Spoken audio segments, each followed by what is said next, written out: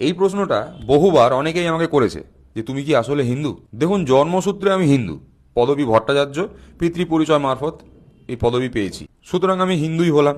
আমার birth certificate থেকে শুরু করে হোয়াটসঅ্যাপ ইউনিভার্সিটি সার্টিফিকেট অবধি সব জায়গায় একই নাম। এবার গোবর খেকোগুলো ফেসবুকে যতই লেখালেখি করে আমাকে মুসলমান বানানোর চেষ্টা করুক, তারা সফল হবে না। বিষয়টা হচ্ছে আমি হিন্দু, ঠিক কথা, তবে আমি হিন্দুত্ববাদী নই। হিন্দুত্ববাদী হওয়া অনেক বড় চাপের ব্যাপার। হিন্দুত্ববাদী হতে গেলে রাষ্ট্রভক্তির নামে রাষ্ট্রের গোষ্ঠীর তুষ্টি উদ্ধার করতে হবে।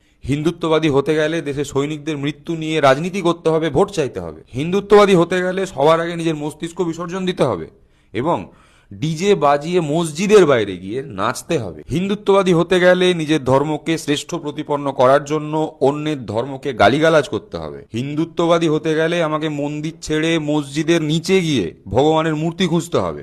এত খোঁড়াখুড়ি এই রোগা পাতলা শরীরে করতে পারবো না। হিন্দুত্ববাদী হতে গেলে অন্যের ধর্মের মা বোনেদের ধর্ষণকে সঠিক বলতে হবে। হিন্দুত্ববাদী হতে গেলে সমাজে দেশের ইতিহাস নিয়ে গুজব রটাতে হবে, গডসে জিন্দাবাদ বলতে হবে। হিন্দুত্ববাদী হতে গেলে ছোট ছোট বাচ্চাদের হাত থেকে বই খাতা কেড়ে নিয়ে তাদের হাতে লাঠি সোটা তুলে দিতে হবে। হিন্দুত্ববাদী হলে অনেক দায়িত্ব, বুঝলেন?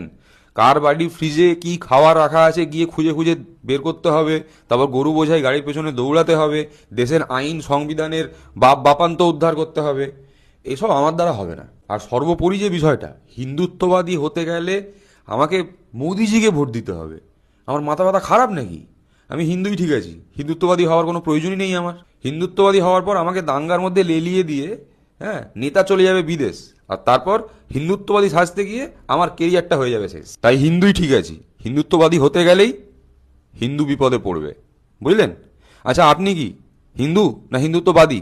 কমেন্ট বক্সে লিখে জানান। मुझे क्रेडिट नहीं चाहिए।